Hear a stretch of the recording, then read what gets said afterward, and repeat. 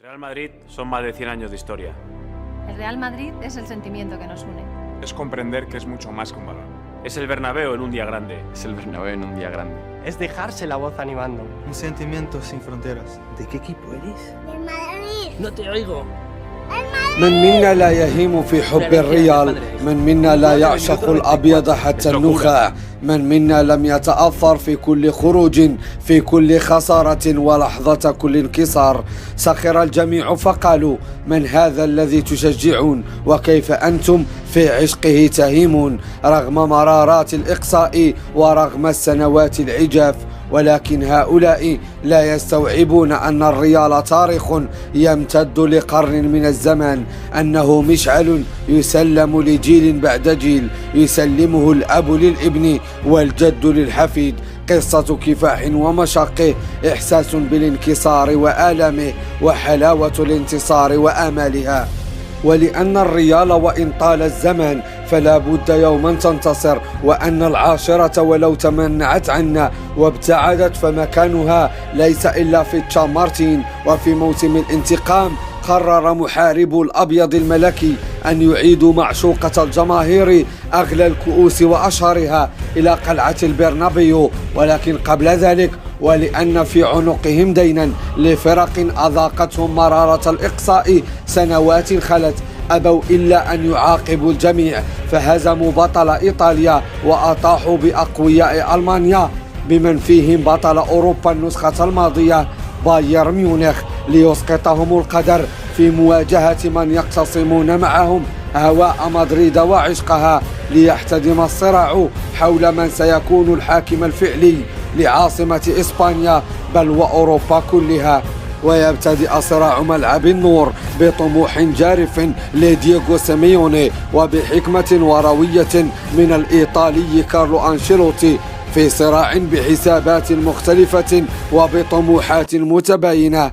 ولأن الضغط كان أكثر على لاعب الريال، سجل الأتليتي هدفا جعل العرش الأوروبي أقرب إلى الفيسنتي كالديرون منه إلى البرنابيو. حينها شخصت الأنظار وأصبح الجميع جاثمين في مكانهم، واحتبست الدموع في الأعين التي ارتقبت العاشرة منذ أمد بعيد.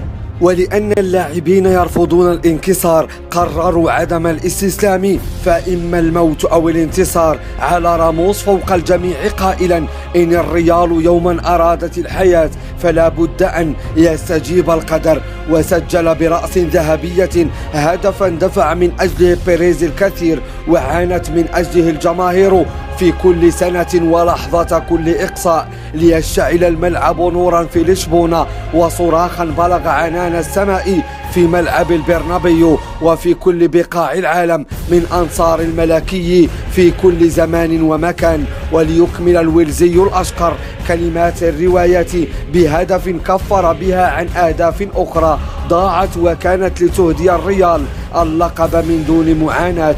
ولأنها ليلة الأحلام بزغ نجم البرازيلي مارسيلو الذي لعب أرقى مبارياته بعد الإصابة وقلب المباراة مع البديل إسكو رأسا على عقب عندما توغل في أسوار الهنود برقصة برازيلية غالطت من اعتقد أن مرماه محصنة من أهداف النهايات.